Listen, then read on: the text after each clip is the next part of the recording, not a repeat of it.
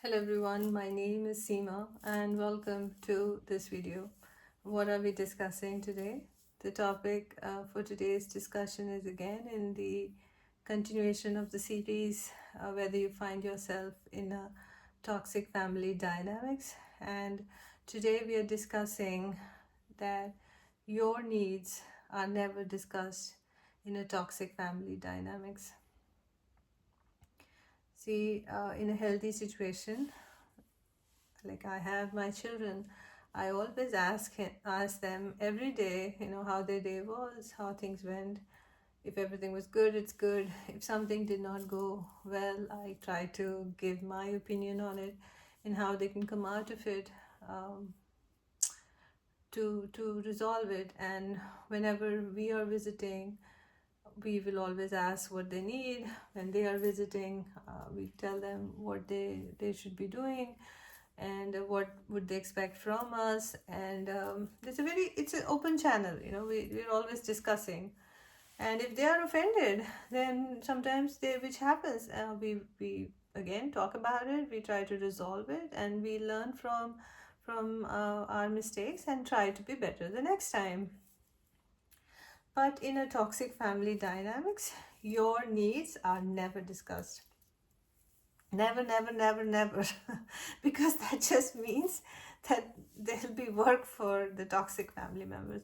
And toxic family members are very lazy and very selfish and entitled. So they will never give you anything. They will actually only do things to hurt you, even if they do anything. So that is the maximum you can expect, is the action of, or their effort is only to hurt you and to look good in front of the society. That's another thing they love to do, because it's a pretense. So why do I say that? So I remember, I I live here by myself, and on one side of the family, my other family is far, in a different continent. So when my children were born, the family that is here just showed their face in the hospital. And at one time they just wanted to look good in front of the rest of the family members who were visiting, so they ensured that there was enough to entertain them food wise and otherwise, and I did not matter. And the second time they didn't even bother if we had food, even if we had anything to eat after my delivery. And we ended up eating fast food for so many days because I couldn't cook with a newborn child. But yet there is a particular function that we do in on this side of the family, where on the sixth day they'll make a big event out of it and call people. And this toxic family never told us that they had invited everybody over, and they suddenly we got phone calls, and a lot of people showed up at our house for that function. And these people had arranged everything behind our back, because they knew if they told us, we would not allow it to happen. And the family dynamics were such where their asking wouldn't have made it happen, so they just manipulated the whole thing around it. And me having given birth just 6 days ago and having been eating fast food for these days, and after, until I had recovered and was in a position to cook, did not matter to them. The newborn child didn't matter to them. The needs of the child, the lack of sleep and other things did not matter to them. But a show off in front of people, or to give a front that they were their grandson had been born, meant so much more to them. And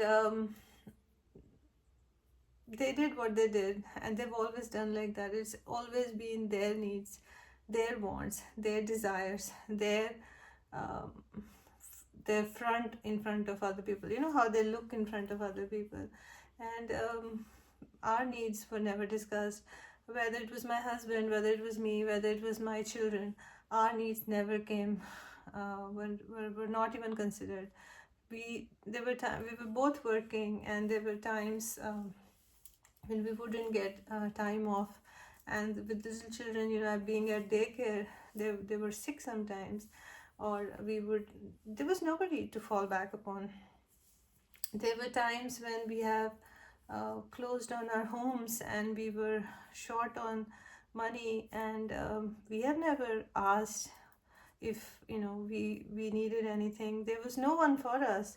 And whether we took loans on our 401ks, or we took double loans from the bank, or if we sacrificed our job, uh, whatever we did to make things happen, there was never nobody for us, not even in words, not even in person. And unfortunately, one side of the family was so far away, but so we had to somehow figure things out on our own. And in a toxic family, your needs are never discussed. How is your health, how are you feeling, what makes you happy, what can we do for you is never discussed. Even if we went to their home and they would have cooked something, it was because they had to show that they were a better cook than I was, and that they were making so many more things to welcome us, compared to us. It wasn't done out of love, it was more of a show off.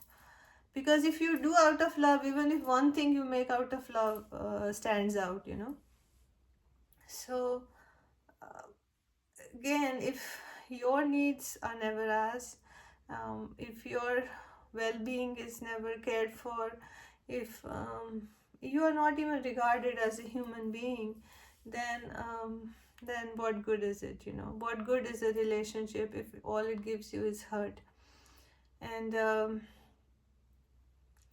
try to get out of it, because with time only it saddens you. It hurts. Expecting, if somebody does something once, you can forgive them. If they do twice, that means they are in a habit. And if you just never say anything or never leave that toxic dynamics of a family, then you're just giving them more encouragement to come and abuse you even more the next time.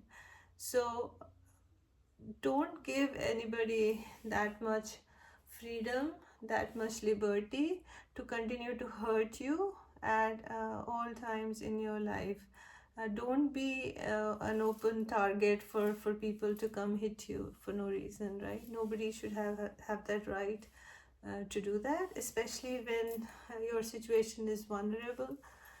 It's better to leave these people out completely. And there are always ways around. There's always God always finds a way to help you, and you'll be fine by yourself. Don't linger on, and don't give the benefit of the doubt to such people. Hope this was helpful. Thanks for watching.